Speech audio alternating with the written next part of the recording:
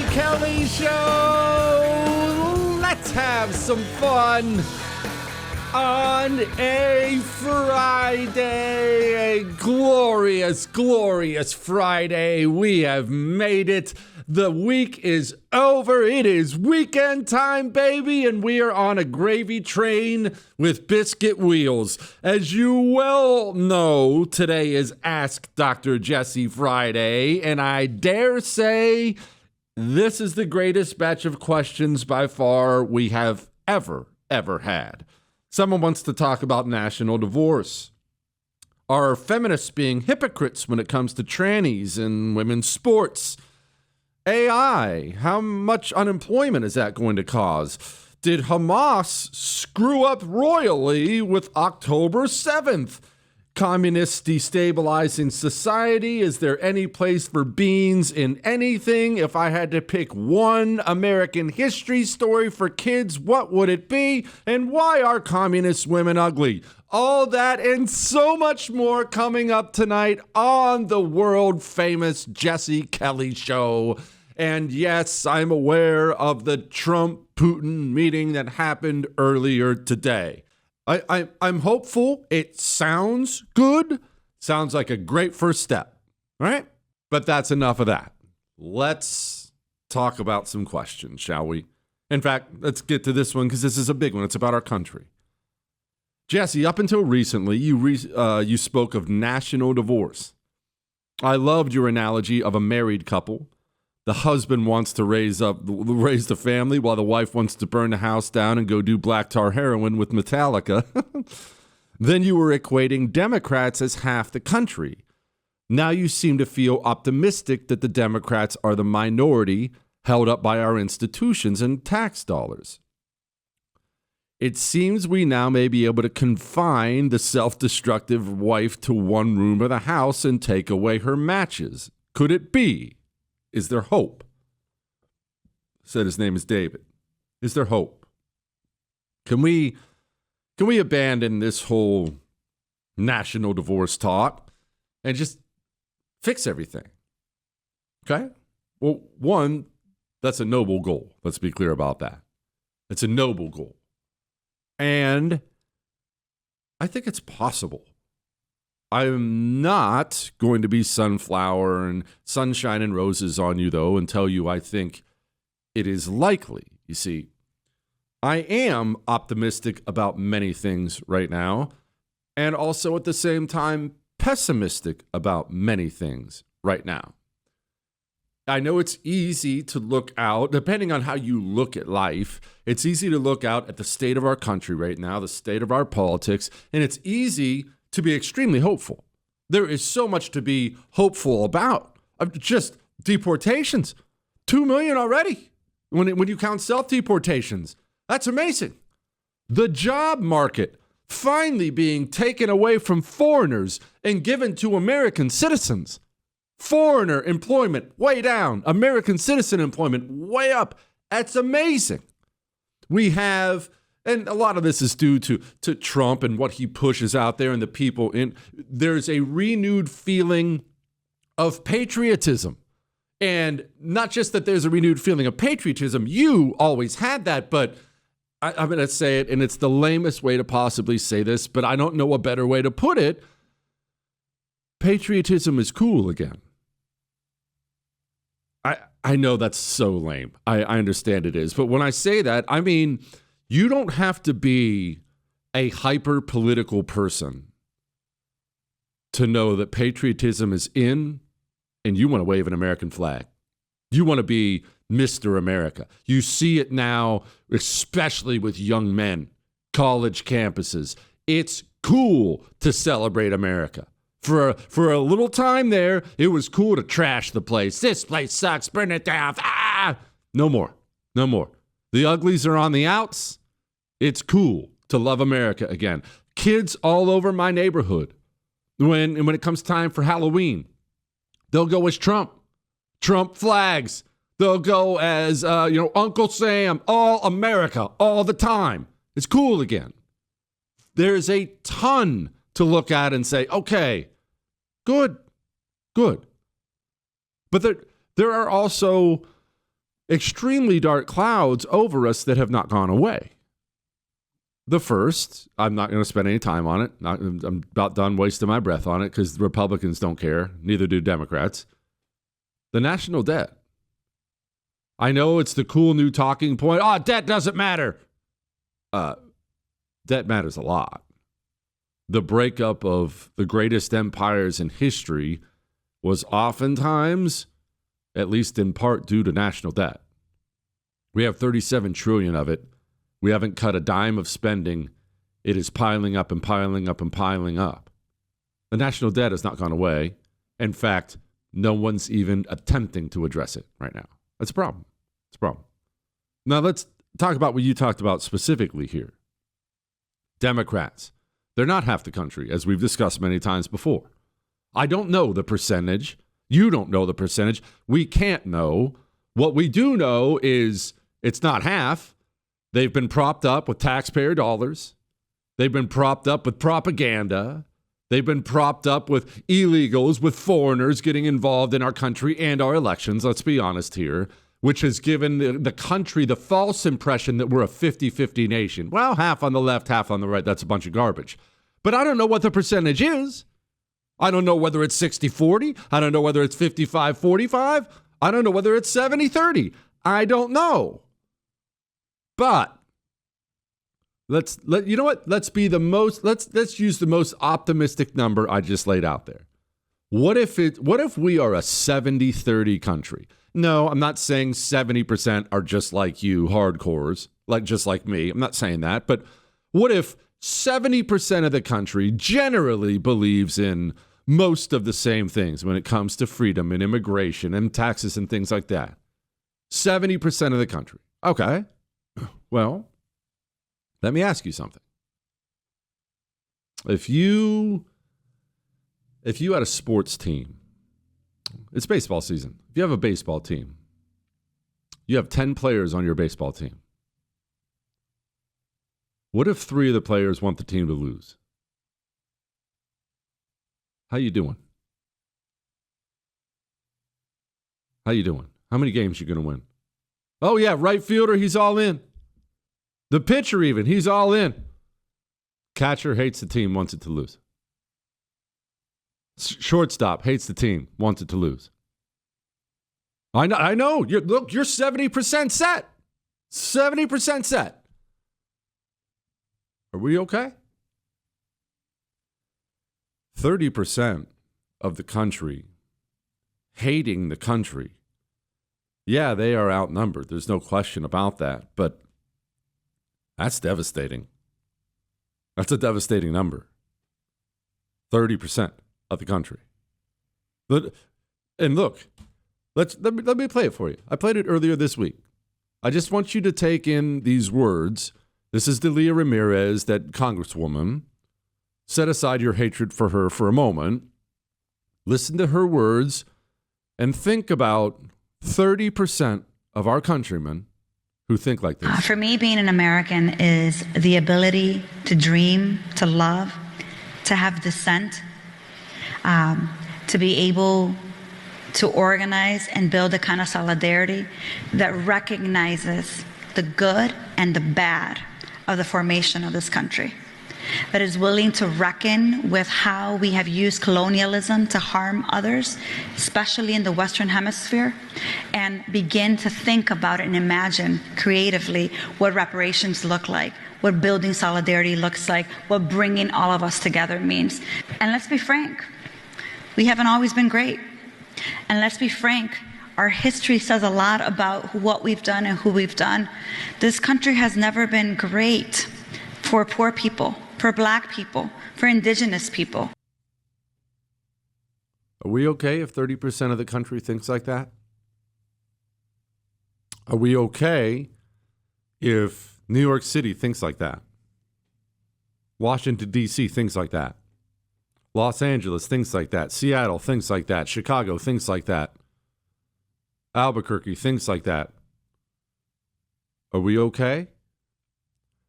Look, I am optimistic about many things. But what gives me the most hope is not Donald Trump being in the White House.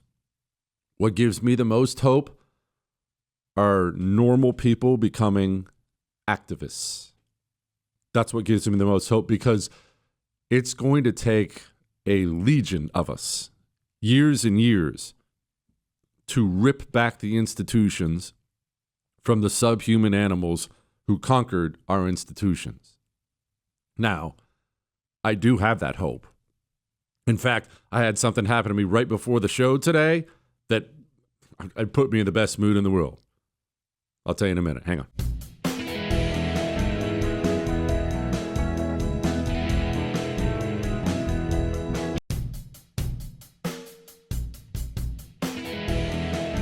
It is the Jesse Kelly Show on a fantastic Friday, and Ask Dr. Jesse Friday. So before we get to the other questions, we're going to get into some AI and the hypocrisy of feminists, and we'll talk a little Hamas, Israel here in a second.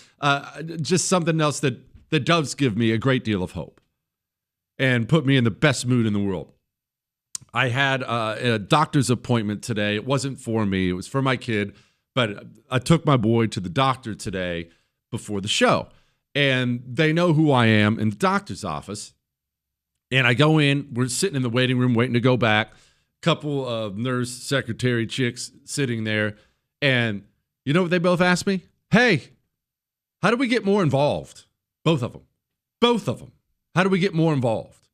They didn't do what we all normally do, and I do this too. Hey, Putin sucks. Joe Biden's an idiot. Democrats are ridiculous. Just standard general political talk. Not that there's anything wrong with that. It wasn't that. It was, hey, I hear you talk about it all the time. How can I help? What can I do? That's friggin' awesome. That's friggin' awesome. And I see my emails. I see this everywhere. Jesse, I'm getting involved. Jesse, I want to get involved. How do I get involved? Jesse, that is what gives me hope.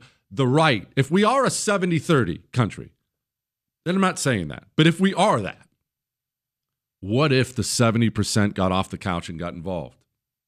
In the course of that conversation with one of those nurse secretary chicks today, she told me about this really, really, really red Texas town where I believe she said he was 24.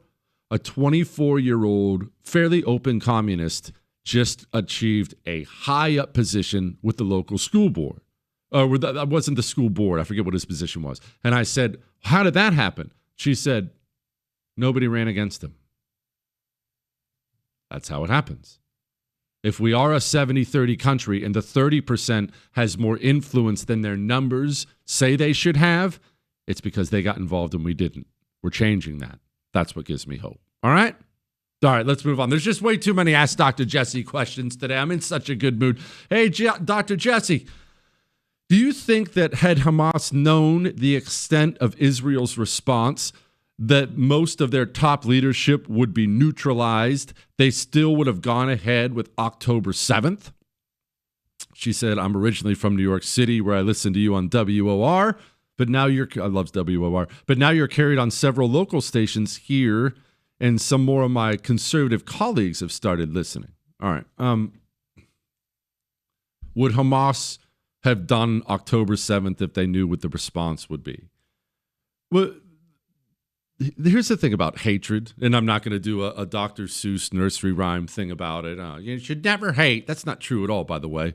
There's tons of things you should hate. Hatred, there's a time to hate. That's in the friggin' Bible. It's time to hate. You should never hate. But hatred can make you stupid. This is not some moral lesson I'm about to give. This is a lesson about hurting yourself with hatred. Hatred can make you stupid. When's the last time you picked up the news and you saw a headline about some dude stalking his ex-girlfriend, gets himself arrested, restraining order, criminal record. She broke up with him. He's mad. He hates her. Boom. Hatred ruins his life. Look, that idiot we talked about last night, that dirty communist in Washington, D.C., walks right up to a gaggle of police officers in D.C. in tactical gear and spikes a Subway sandwich off their chest. What a moron. Anybody with a tiny bit of rational thought would know, well, that's going to be an arrest, and whatever your job is, since you did it on camera in front of everybody, you're going to lose it. He was a trial lawyer for the Department of Justice. You know how hard it is to become a lawyer and then get in with the Department of Justice? He works for years and years and years to get what I assume is his dream job, where he can be a dirty commie at the DOJ, and gives it up to spike a foot-long cheesesteak off of the chest of a police officer. How could he be so stupid? Hatred. Hamas. Right now, what's happening is Israel is conquering Gaza. They are conquering Palestine, for lack of a better way to put it. They are. That's what's happening. That's why the world continues to be outraged. That's why you see leveled city blocks.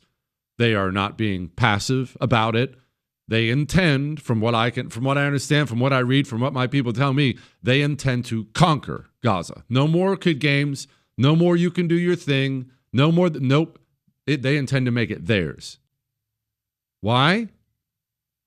Because you launched 1,000-person raid against a country that's way more powerful than you. It was a raid. That's a raid. Historically, settled civil societies, powerful nations, have tribal peoples, oftentimes violent tribal peoples, on their borders who hate them. And the tribal peoples on the borders of the settled civil societies have always understood, yeah, you can raid, you can kill some of them, you better not go too far. Yeah, you can ambush a caravan and slaughter 5 people on the way. You don't march an army into their town and slaughter 1,000 of them, or they're simply going to raise an army and they're going to come eliminate your civilization from the face of the planet. How could Hamas be so stupid? That's what hatred does. It makes you stupid. Tactically, if you set aside all your emotions on it, set aside every emotion you have for this region, for this area, Israel, whatever, it doesn't matter.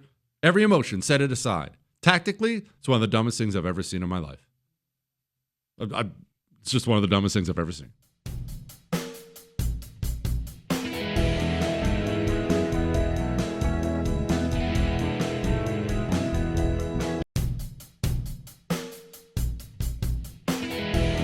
It is the Jesse Kelly Show on a Friday, a wonderful Friday, an Ask Dr. Jesse Friday. And you're very lucky that I'm in a good mood, because I once again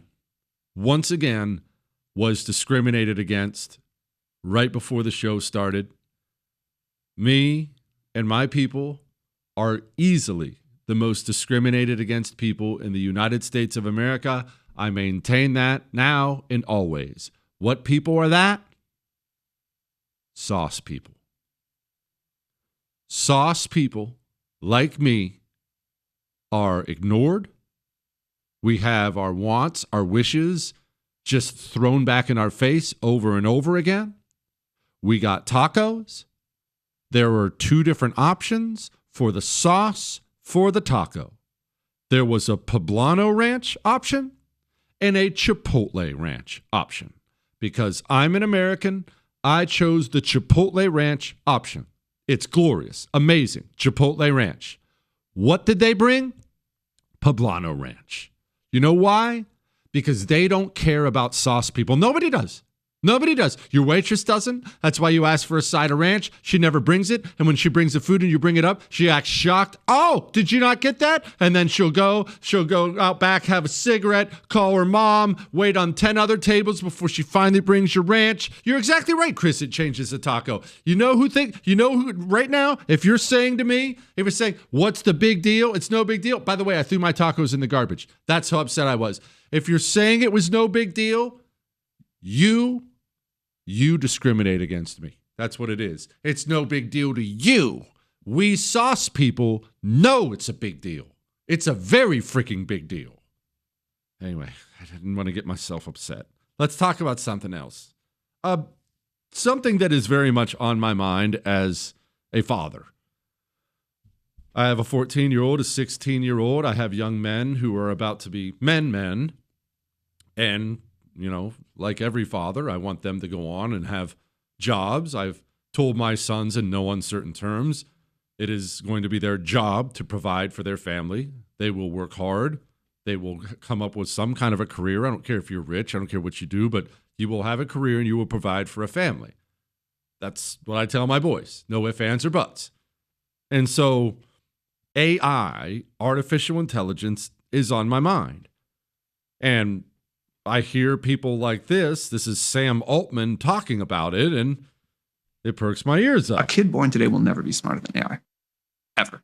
And a kid born today, by the time that kid like kind of understands the way the world works, will just always be used to an incredibly fast rate of things improving and discovering new science. They will never know any other world. It will seem totally natural. It will seem unthinkable and Stone Age-like that we used to use computers or phones or any kind of technology that was not way smarter than we were. We will think like how bad those people of the 2020s had it. I'm going to come back to that never smarter than AI thing because I have a few things to say about, but let's go to this email about AI. Jesse, on its current trajectory, this guy says, AI will have reached a point that businesses will have fully implemented it and caused massive unemployment that will likely have far surpassed the Great Depression by 2028. That's what this guy says. With elections falling at the end of that year, do you anticipate that unprecedented crisis will allow Democrats to surge to a huge victory, seize AI, and consolidate power forever?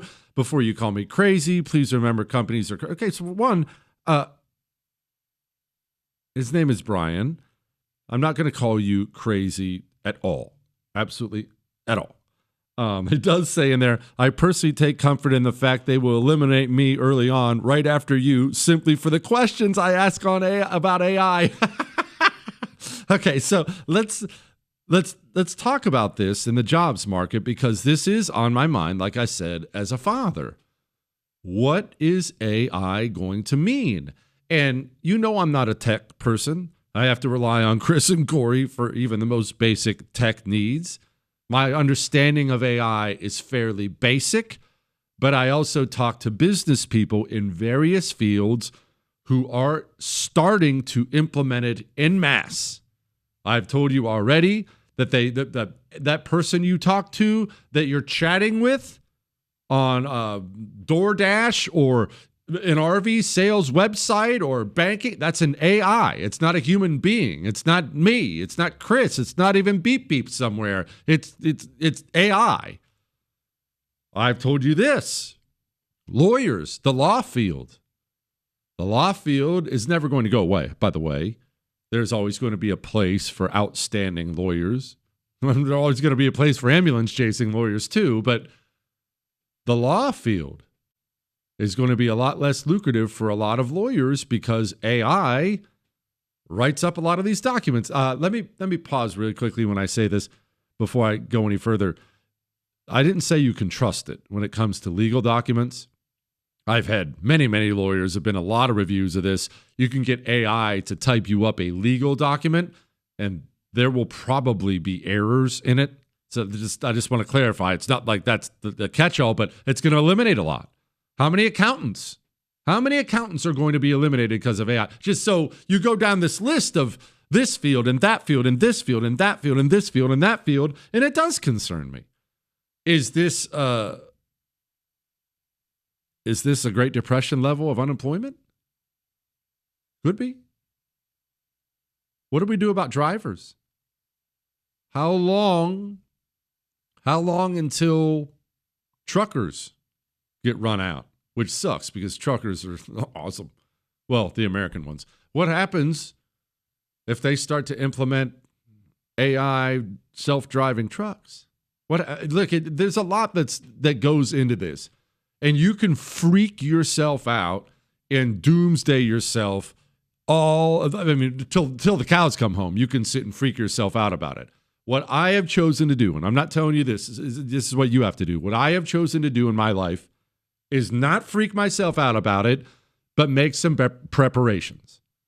Make some basic preparations. There's a reason I am pushing my sons, both of them, towards trades. And I should clarify something. I talk about the trades all the time as far as employment goes. there are trades for women.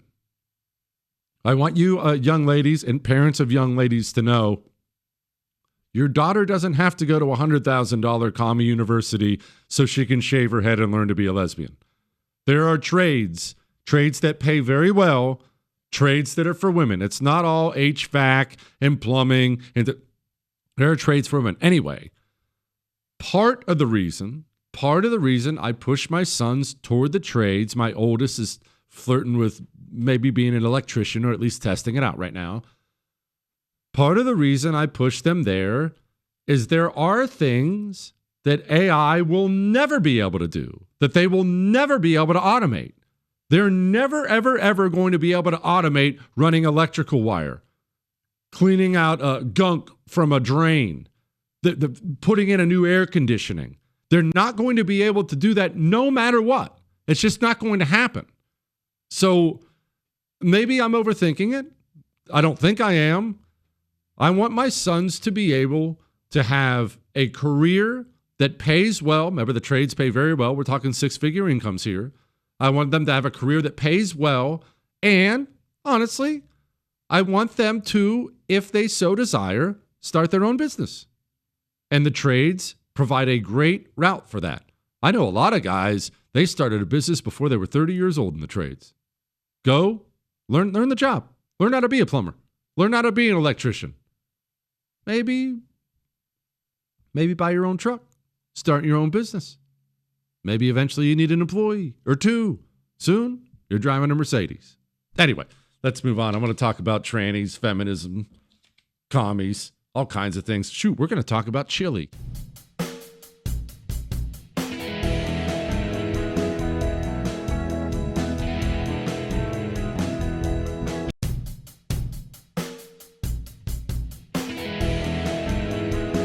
It is the Jesse Kelly Show on a fantastic Friday, and Ask Dr. Jesse Friday. Remember, we are live here tonight, and you can email your questions into jesse@jessekellyshow.com. Also, your love, your hate, your death threats, or whatever you'd like, jesse@jessekellyshow.com. Let's get back to the questions because there are just too many great ones. Jesse,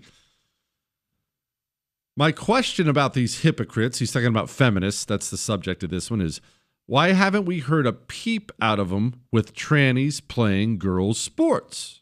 Okay. Why haven't the feminists said anything about the trannies playing girls' sports? Well, there's a couple things we have to discuss, and one thing I haven't discussed in a while, and I realize we have a bunch of new listeners, a bunch of new stations, so I need to lay this out. For those who have listened for a while, you've heard me say this many, many times before.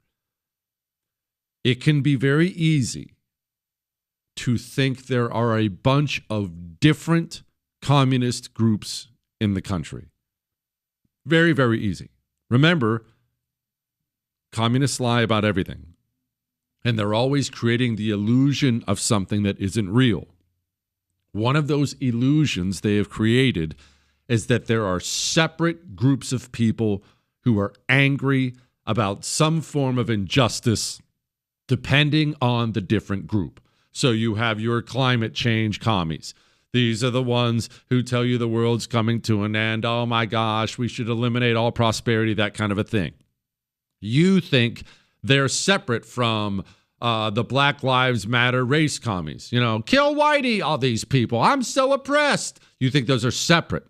You think they're separate from the LGBTQ demon mob. Oh my gosh. Why are you gay? You think they're separate. They're not. And the feminists too. Oh, well, they're just women, bitter women who want more for women. They're not separate groups. Communists, what is communism? What is it? The religion of the malcontent. Communists need more malcontents. In the exact same way, a church will open in an area and it will want more people to come into the church because it wants more people to come to Jesus. Sorry, Chris.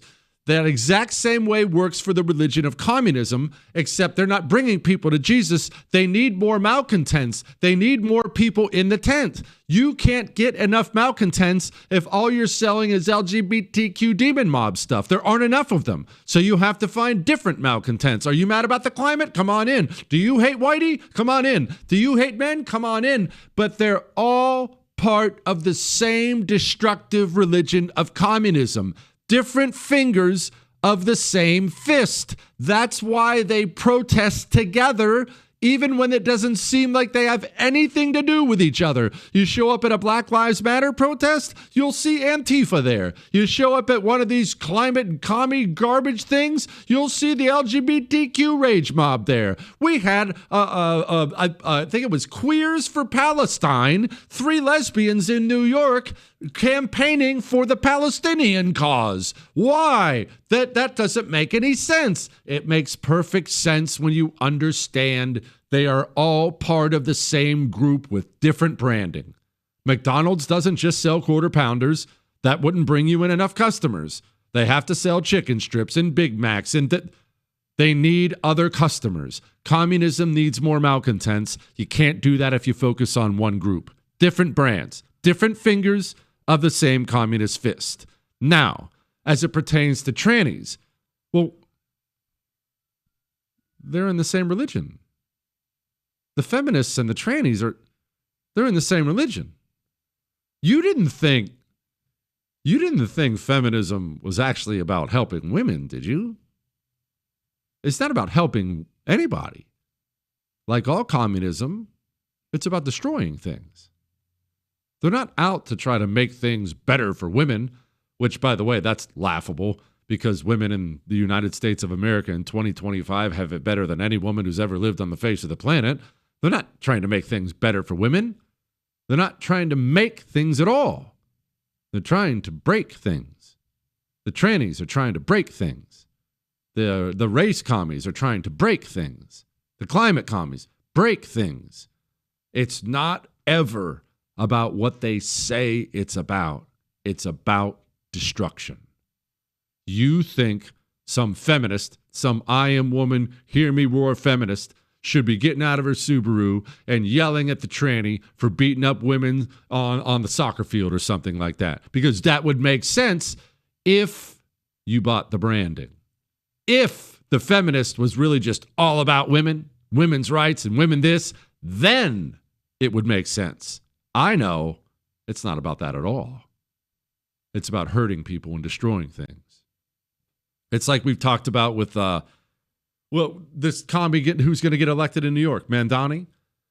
We love to do this on the right, and I've done it too. I'm not pointing fingers. We love to point out that his policies, the things he's proposing, they will fail. They will fail. That won't work. Hey, I want to put homeless people in the subway. That won't work. I want to abolish public property. That won't work. We think that's a convincing argument. It's not supposed to work. It's not designed to work. It's designed to destroy. They're not selling something that will work. They're selling, I will hurt somebody for you. They're selling revenge. They're always selling revenge. If you doubt that for a minute, go listen. You know what? I'll play it again. Listen to this. What's she selling? For me, being an American is the ability to dream, to love, to have dissent, to be able to organize and build a kind of solidarity that recognizes the good and the bad of the formation of this country, that is willing to reckon with how we have used colonialism to harm others, especially in the Western Hemisphere, and begin to think about and imagine creatively what reparations look like, what building solidarity looks like. Is she selling you something that's going to work? Or is she selling you an outlet for your vengeance? Communism's about revenge and destroying things. Remember that. Let's talk about commies. Crime statistics. Chili, beans,